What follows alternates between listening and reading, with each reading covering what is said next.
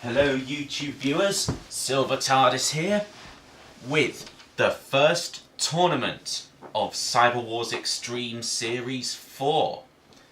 4 series already? Wow, time flies. Anyway, we have Sir Killalot and Matilda in the arena as our house robots for part 1 of the first ever New Blood tournament. And our first 4 robots are Demolition Man, the only walker in this tournament, and its weapon, as you can see, is 4 spinning clubs, so 360-degree attack radius, but it is slow and if flipped can't self-right. We have the one-wheeled robot with 2 pretty measly saws, if I'm honest, and 1 wheel. I can't see this wagon rolling along for long. Anyway, our next New Blood robot is Bladehead. And as you can see, it's the tallest robot in Cyberwars. Even taller than the house robots, mainly because of that enormous spinning blade it has. I can see that doing some damage. And finally we have the Canibalist. And its weapon is a crushing beak. I'm not sure how well the armor will hold up though. But anyway, there's only one way to find out. 3, 2, 1. Activate Demolition Man. Spinning up to speed. Clubbing the one-wheeled robot already. And it doesn't seem to be rolling along. 1 wheel on the wagon. Oh! Demolition Man has lost one of the clubs, so its attack power has fallen. Meanwhile, Bladehead and the Canibalist start having a dig at each other. Bladehead, for me, looks the stronger of these two, and that blade is so powerful it actually throws the robot over. Look at that! That is phenomenally strong.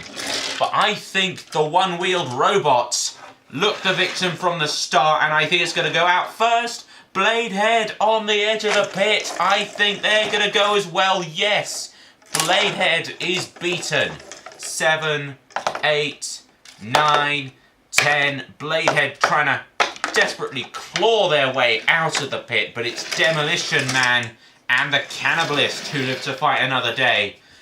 And the house robots can have their way with the one-wheeled robot. The one-wheeled failure, to be more exact. I couldn't really see that going very far. The saws, they didn't do anything. And 1 wheel. 1 wheel. Who were they trying to kid?